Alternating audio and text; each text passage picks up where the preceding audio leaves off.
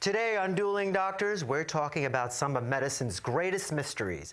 From Bell's palsy, a condition that actually paralyzes your face, to chronic fatigue syndrome and embarrassing bedwetting.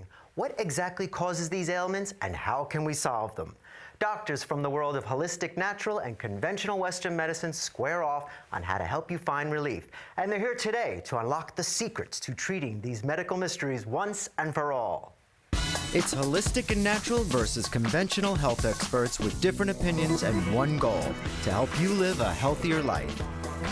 Dueling Doctors. Hi everyone, I'm Dr. Frank Spinelli. Each week on Dueling Doctors, experts from the worlds of both conventional and holistic medicine join us to debate and discuss the best ways to treat all kinds of conditions. Let's get started by introducing our guests. On the holistic side, naturopathic doctor and author of Creating and Maintaining Balance, A Woman's Guide to Safe Natural Hormone Health, and a Berea family member, Dr. Holly Lucille. And on the Western Front, board-certified urologist and assistant professor of urology at Mount Sinai School of Medicine, Dr. Farshad Safizadeh. Did I say it? Was it close? Close enough. Okay, well, welcome both of you. Thank you. We're going to get started by talking about a serious condition that affects more than 40,000 Americans each year, Bell's palsy. Bell's palsy is a disorder of the nerve that controls the movements of the muscles in the face. People with Bell's palsy lose control of some or all of the muscles on one side of the face so that it looks asymmetrical. The cause is unknown, and it usually resolves without treatment in 6 months. So now you know what causes Bell's palsy, or what it is. How can we treat it? Each of our experts has up to 1 minute to present a treatment plan, and then the other will be given an opportunity to respond. We flipped a coin before the show to see who would go first, and Dr. Holly, you won. All right. You're already starting off the bat with a winner, right? So someone comes to see you, half their face is drooping. Right. What's your approach? So first of all, I think you said a very important point. Thank you. Yes, you did wonderful.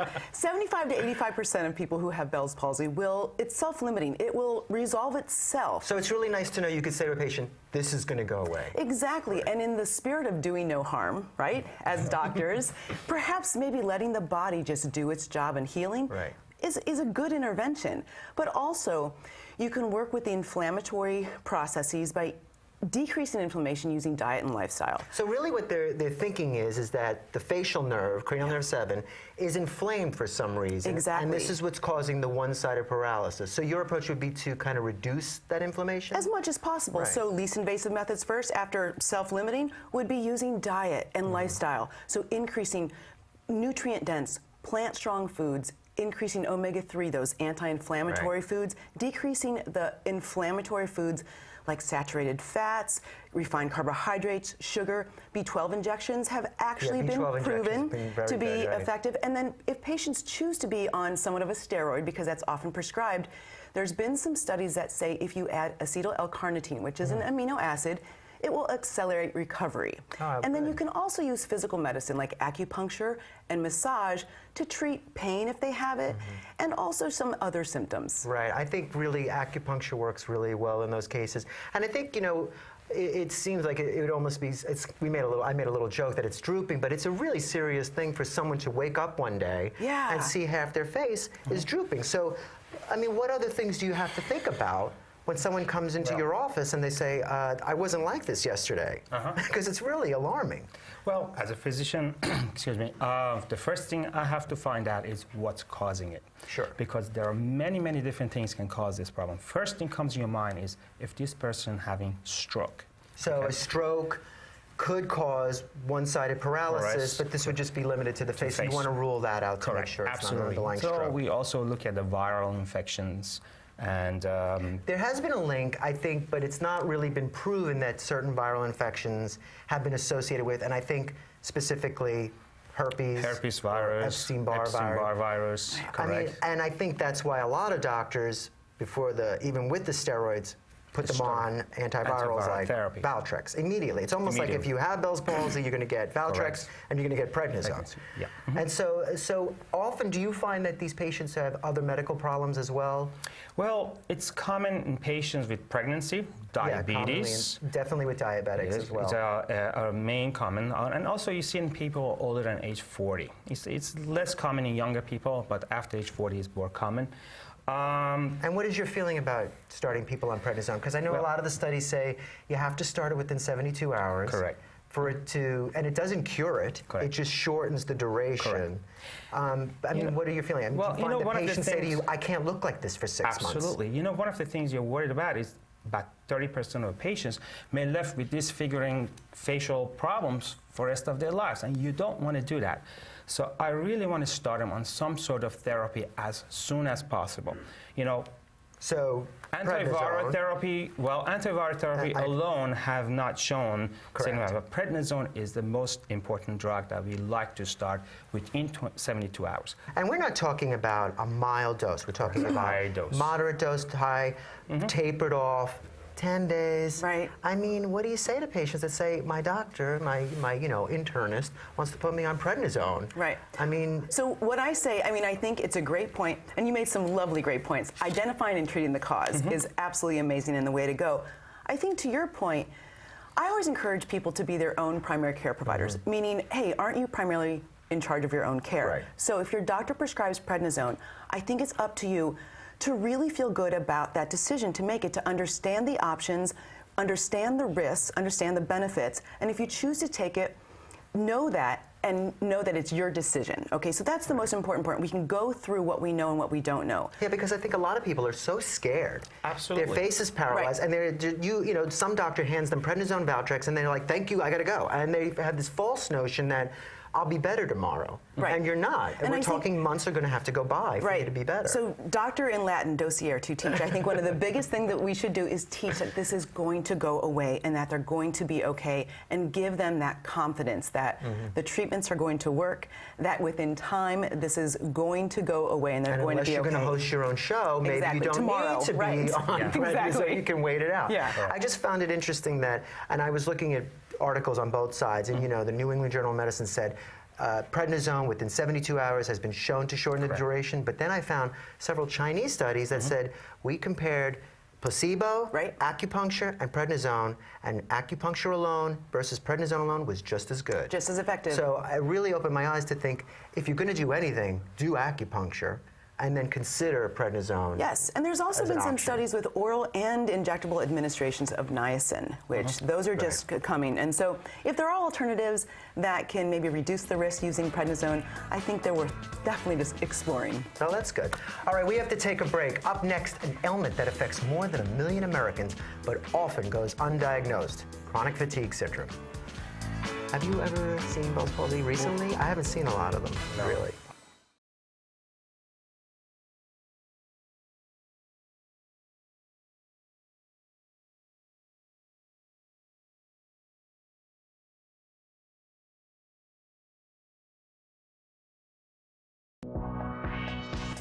Welcome back to Dueling Doctors, the show where health experts from the worlds of conventional Western and natural holistic medicine debate the best ways to treat ailments and illnesses that affect so many people. Today's theme, medical mysteries. We're joined by naturopath Dr. Holly and urologist Dr. Shafizadeh. Our next topic, chronic fatigue syndrome. Chronic fatigue syndrome is a complicated disorder characterized by extreme fatigue that cannot be explained by an underlying medical condition. The fatigue can be worsened by physical activity or even mental activity, but doesn't improve with rest. The causes of chronic fatigue syndrome is unknown, although there are many theories ranging from a viral infection to psychological stress. Each of our doctors has up to 1 minute to present a treatment plan, and then we'll debate the pros and cons of each. Dr. Holly, you went up first, so we're going to start with you, Dr. Shafizadeh. Now, I'm going to start off first by saying, this is what we used to call the waste paper basket diagnosis. This is a diagnosis of exclusion. This is how often do you find people say to you, I'm tired, I'm tired? How do you differentiate I'm tired from chronic fatigue syndrome? Well, first of all, obviously you have to look at the duration of the symptoms. In adults, if it's more than 6 months, they're suffering with these debilitating medical conditions that mostly always tired, they have pain in their muscles, their joints, they have sore throat, they have headaches, shortness of breath, and never goes away by resting. So a patient comes in, they said, for months I've been tired, and then you start a workup that includes what? Includes checking for their hormones, the thyroid level, So checking for thyroid hormone, to diabetes, check for hypothyroid, diabetes. There are certain viral infections, check for HIV. So specifically viral, I think, would you check for mononucleosis? Because I remember I was very tired when I had it. Okay. And I got out of school for a very long time.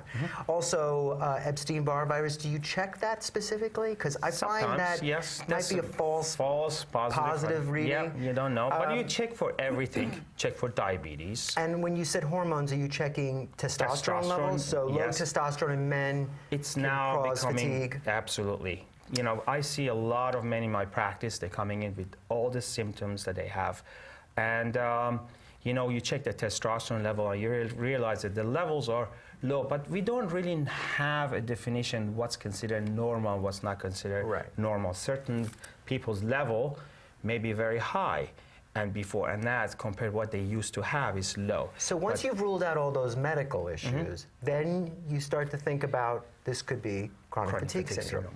And then what do? You want to find your limits where you reach that threshold that you start having symptoms, and you want to avoid that. Over time, maybe you can increase the exercise. And then you have something called pacing, which over 90% have shown helping. Not necessarily curing, but helping. What pacing means is that you basically do a little bit mild exercise, and you get your limits, and sometimes by just timing yourself, sometimes you exercise. I think exercise is very important. You probably would agree with that at least. Actually, I'm going to disagree. I'm going to duel here. I'm going to get into it. Bring it. If somebody has chronic fatigue, okay, I would say that, I think the good doctor is right. There's multidisciplinary things that are happening that are contributing, so the treatment plan mirrors that, right? So we're going to have multidisciplinary treatments. So as far as exercise, I say if you have chronic fatigue, you have to respond to any fatigue with rest. We've got to allow the body to do its job in healing. But if you got a virus on board, Epstein-Barr virus, cytomegalovirus, I think getting good natural antivirals, Siberian ginseng has been proven to do some great work, also licorice root, and then look to replete any depleted nutrients. Magnesium, very important. Very good for muscles, right? Yes, but also required for the synergy of ATP, that's the stored body's energy, right? And it's the number one deficient mineral. Vitamin D as well. Vitamin D, number one deficient vitamin on the rise. So you check vitamin D levels, or you just give vitamin D? You know what? We do whatever we can first, but yes, I think doing a vitamin D level is perfect to check. And then as well, people with chronic fatigue are having problems with mitochondrial energy production. So ribose is wonderful to repair mitochondrial energy production. Ashwagandha, rhodiola, Siberian ginseng is great. High doses of vitamin C. Intravenous nutritional therapies have also been proven, like Myers cocktail. Yeah, Myers cocktail. I was going to ask you. So I read about that, but how often do you use that? Because I'm interested in that. This cocktail, it's intravenous, and what's in the intravenous cocktail? So glutathione, B12, multivitamins, B complex, magnesium. But no alcohol. No alcohol. Okay. No. And that's that was very relaxing. Yeah. You'd have a lot of people lining up. Yeah. So I often have patients come in once a week if they're really suffering with that protracted, debilitating fatigue. I like that idea. I was reading about Myers cocktail. I thought that was really interesting. All right, well, very good. We're going to take a break. When we come back, we'll debate the best ways to put bedwetting to rest once and for all. I was reading about Myers cocktail. I was like, I have got to ask that. That's great.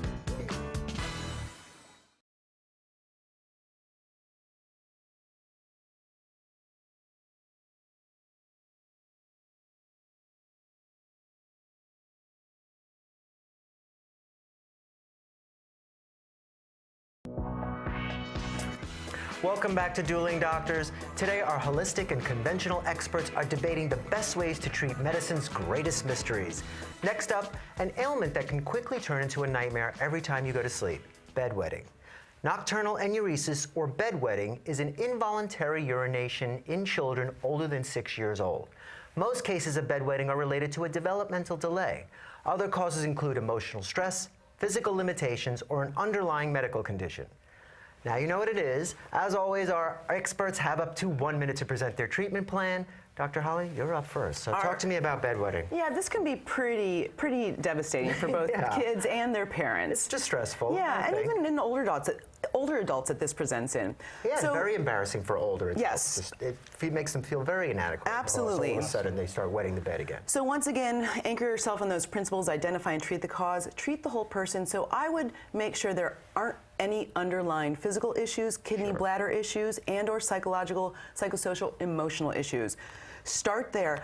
Actually, I think that food allergies can really contribute to hyperpermeability that's of the bladder, so it becoming a little bit lazy, I would say. So I have kids especially pull off common triggers, so chocolate, wheat, cow's milk and dairy products, corn even. And so you pull back several food groups, and then what do? Reintroduce them or not at all? Well, we'll see if there's we see if there's any effect. There's actually calcium propionate is it's an ingredient, it's a preservative in bread, and so those wheat products really important to pull off for about 4 weeks, proven to be very effective.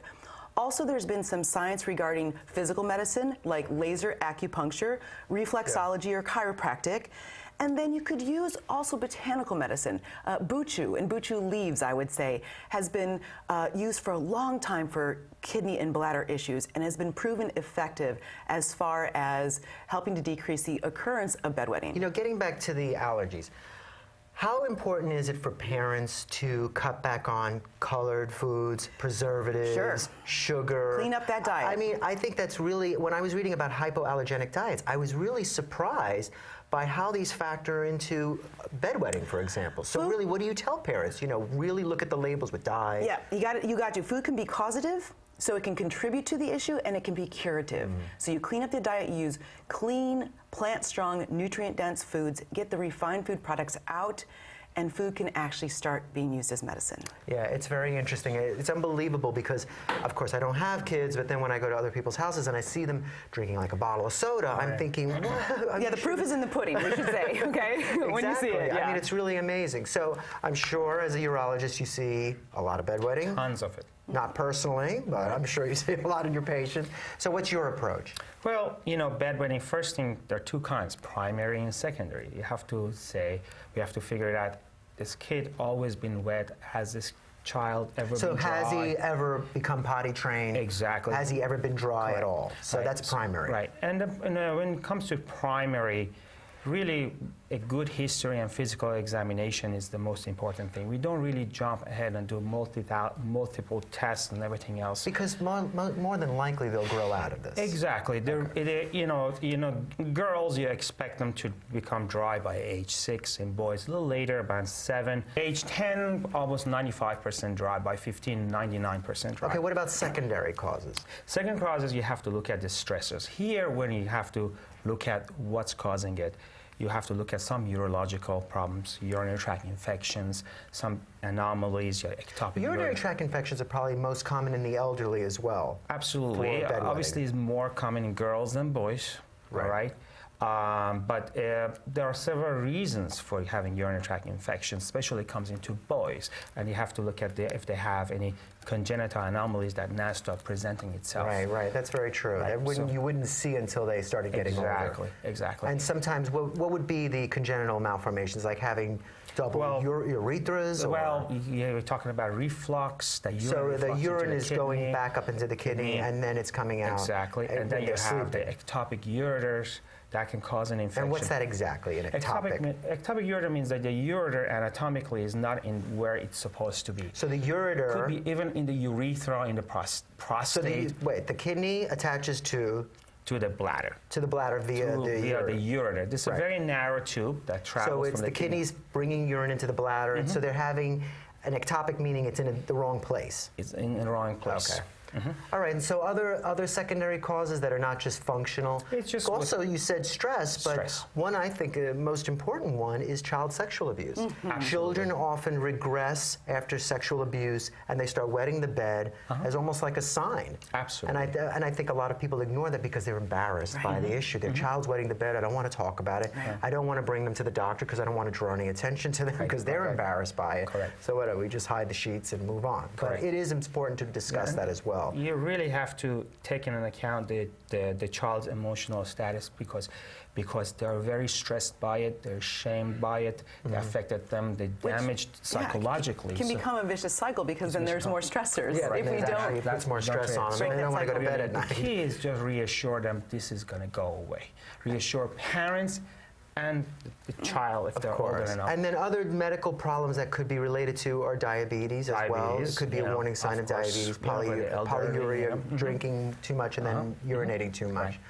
All right, I think we've really touched a lot of points on all these subjects. I need to wrap things up, and I want to thank you both very much today for offering some great information to help us and our viewers best way to decipher. I gotta do this again, I'm sorry.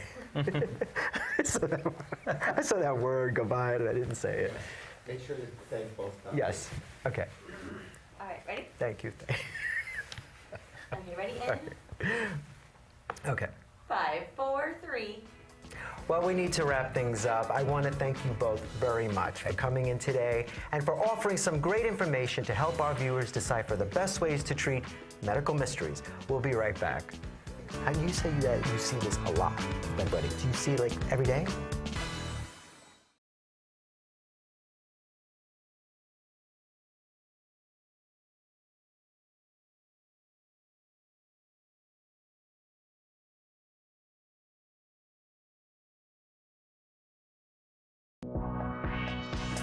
Welcome back. I hope we shed some light today on some incredibly complicated medical mysteries. Facial paralysis caused by Bell's palsy can be alarming. It's important to get yourself checked out by a doctor to rule out an underlying medical condition. Keep your eyes moist with saline drops and seriously consider acupuncture, regardless if you decide to go on steroids or not. For chronic fatigue sufferers, make sure you discuss an underlying viral infection as well as thyroid disease and depression as a possible cause with your physician. My recommendation for patients with chronic fatigue syndrome is to take a probiotic, rule out food allergies, and begin an exercise program. Now, I'm not suggesting a boot camp, but even 3 minutes of walking followed by 3 minutes of rest for a total of 30 minutes has been shown to reduce symptoms. And finally, if your child begins to wet the bed again after a period of being dry at night, it may be a sign of sexual abuse. Other causes of bedwetting include allergies, urinary tract infections, and ADHD. Bedwetting isn't something to be embarrassed about, but it should be evaluated by a clinician. I'm Dr. Frank Spinelli. Hope to see you again soon on Dueling Doctors for more healthy discussions as you discover your path for your own personal prescription. And as always, please be sure to talk to your healthcare provider before making any medical decisions. We'll see you next time.